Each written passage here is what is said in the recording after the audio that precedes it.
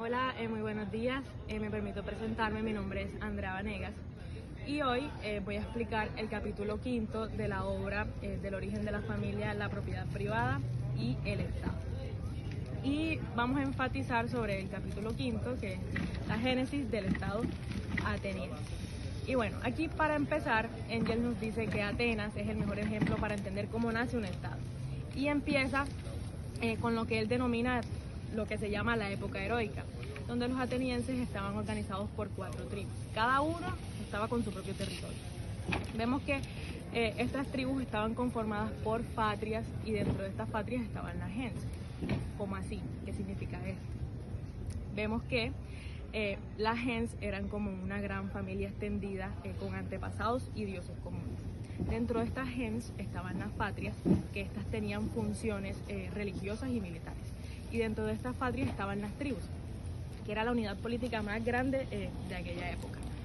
Vemos que esta constitución heroica cumplía con 3 instituciones principales. ¿Cuáles eran? Vemos la Asamblea del Pueblo, el Consejo del Pueblo y el Basileus. La Asamblea del Pueblo, donde aquí participaban todos los varones libres, el Consejo del Pueblo, donde se tomaban todas las decisiones, y el Basileus, que este era un rey, pero no era un rey absoluto, sino que este cumplía como con una figura de un jefe militar y religioso que solamente eran escogidos por los nobles.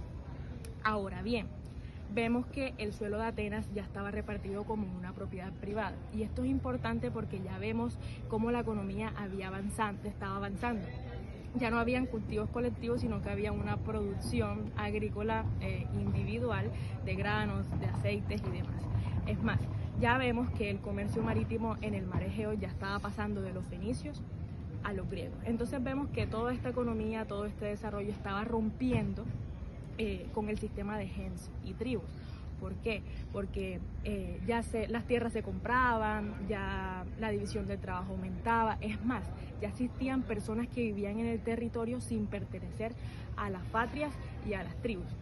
Engels aquí nos dice que esto él lo llamaba como extraños en su propio lugar de residencia, porque estaban excluidos de la administración local.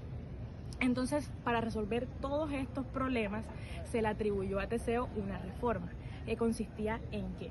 Primero, en la centralización del poder en Atenas. Aquí esto se hacía creando un consejo general que lo representaba a todos para lograr así la unificación de Atenas.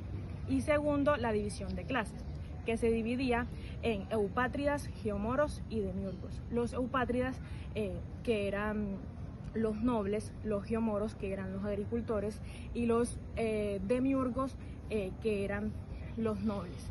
Si bien en teoría todos tenían derechos parecidos, pero solamente los nobles podían acceder a cargos públicos. Entonces aquí vemos cómo estaba avanzando o cómo se dividía la clase privilegiada. Mi nombre es Edson Palencia, dándole continuidad a lo que dijo mi compañera anteriormente, Carolina Vanegas. Yo les voy a hablar de la nobleza y el poder del dinero. Después de Teseo, el poder quedó en manos de la nobleza. Primero, ellos eran los que tenían más tierra. Segundo, ellos eran los más ricos.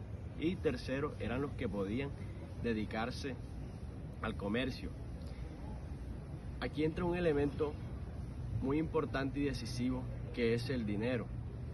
Antes, la gens se basaba en esa solidaridad, pero con el dinero. Los nobles empezaron a prestarle dinero a los campesinos. ¿Qué sucede aquí?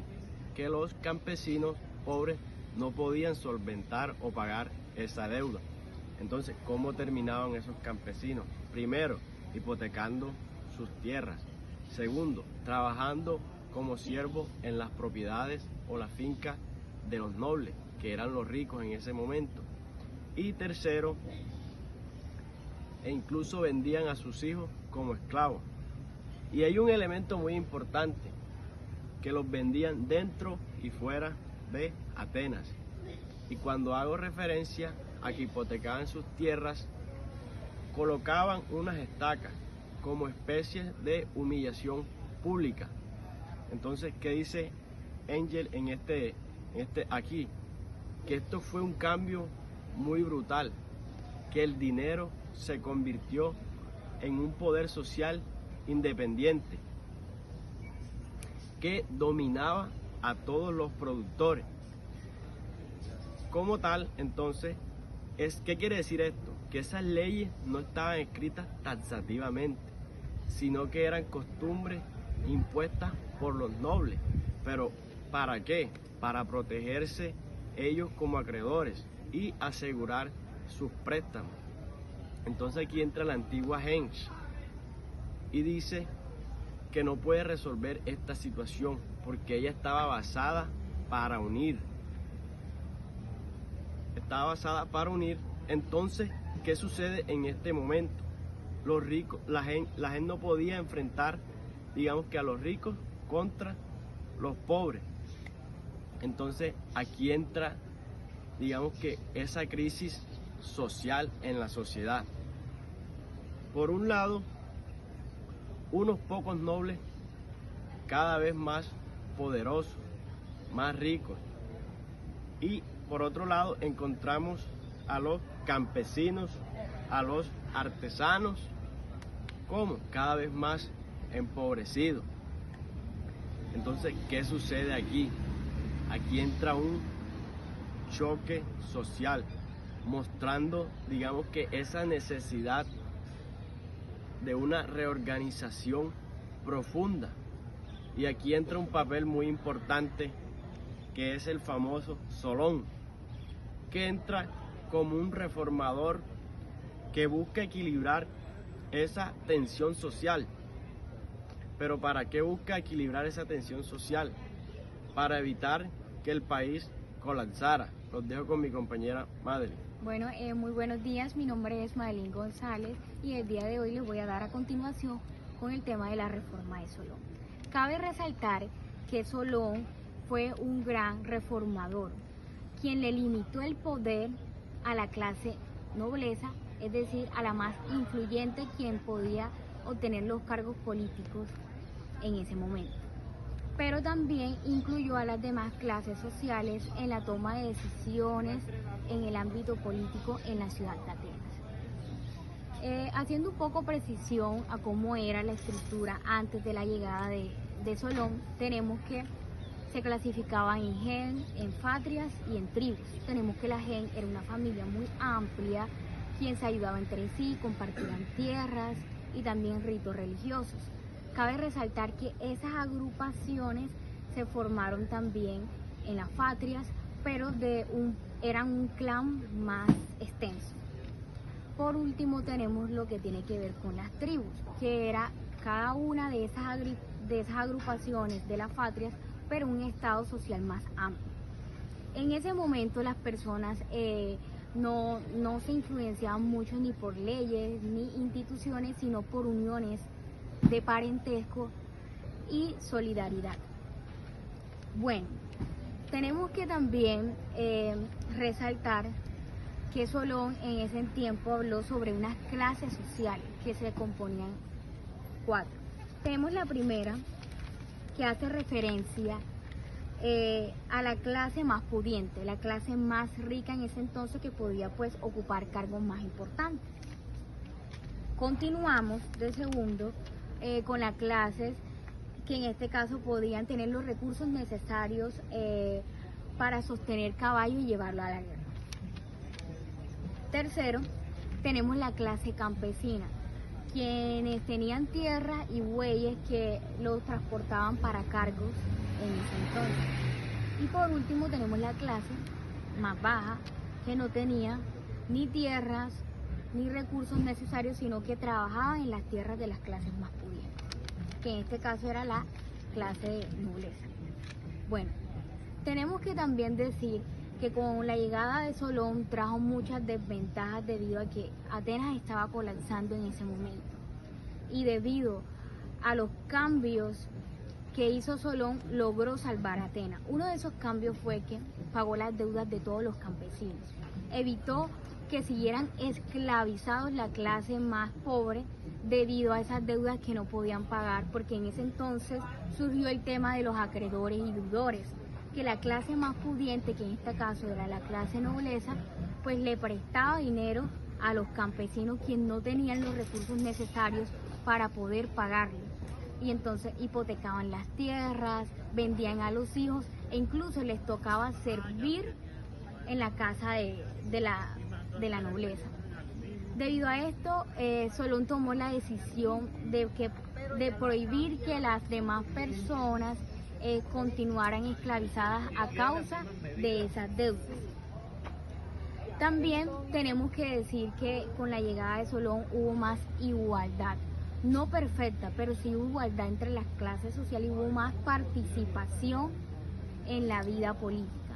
También el autor aquí resalta dentro del libro que gracias a esto se abrió camino hacia la democracia ateniense. Muchísimas gracias.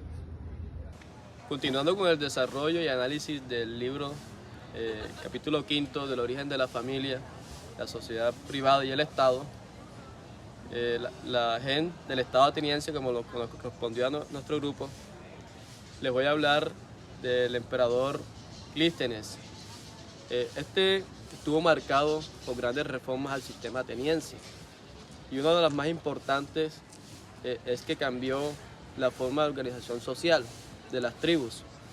Anteriormente estaban conformadas por tribus gentilicias que eran conformadas por vínculos consanguíneos, familiares, a ser conformadas por tribus territoriales.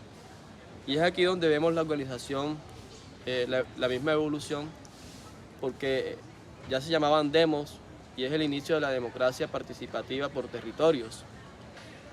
Los demos eran los que podemos llamar hoy en día pueblos, distritos, y a partir de aquí comenzó también la conformación de ese entonces del 500, que era más que todo una asamblea popular donde se reunían los diferentes representantes de la sociedad para tomar decisiones acerca del mismo Estado ateniense. Es muy importante tener en cuenta que estos 500 eran en ese entonces ciudadanos, hijos de ciudadanos atenienses, encargados de tomar las decisiones más importantes de esa ciudad.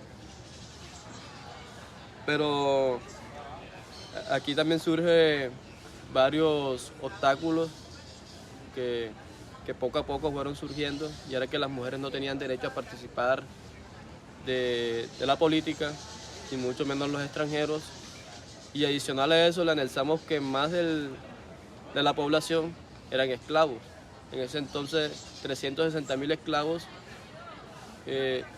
conformaban la estructura ateniense con 90.000 ciudadanos puros, como lo llamaban. Y esto representó un gran obstáculo para la misma sociedad, porque se fueron estancando, no se desarrollaron. Podemos inferir que en gran parte el estancamiento de la sociedad ateniense interfiere porque gran cantidad de su población eran esclavos, dedicados al trabajo forzado, y los ciudadanos que tienen una posición dominante, que eran menos, pues no se dedicaban al desarrollo propio. Aunque la sociedad pues tenían una democracia, pero esta democracia solamente servía para personas que tenían una posición dominante. Y esta sociedad pues también tenía desigualdades sociales, y como lo mencioné anteriormente, pues muchos no tenían participación en la política, ni las mujeres, ni los ciudadanos extranjeros, ni los esclavos, que eran en su gran mayoría parte de esta sociedad. Siguiendo con el análisis del texto de Federico Engels, podemos inferir que este se ha convertido en una herramienta epistemológica, pero también nos ha traído coalición que el derecho es no neutral. Como sociedad ateniense, pues se vio reflejado que solo pocos podían acceder a ciertos privilegios en esa sociedad. Y a manera de crítica, hoy vemos que el derecho se ha convertido pues en una forma no solamente pues de unas desigualdades materiales, pero que formalmente están constituidas dentro de nuestro ordenamiento jurídico. Y es una invitación para nosotros como futuros abogados de una sociedad, practicantes del derecho y las normas jurídicas, a no quedarnos solamente en lo formal, también hacer material todo ese tipo de desigualdades. Es que si bien el derecho nos invita pues que no solamente sea el medio, sino también el fin, es a poder concretar todos esos derechos fundamentales que tenemos consignados en nuestra Constitución, ordenamiento jurídico, y poder pues llevarlos a un feliz desarrollo, término.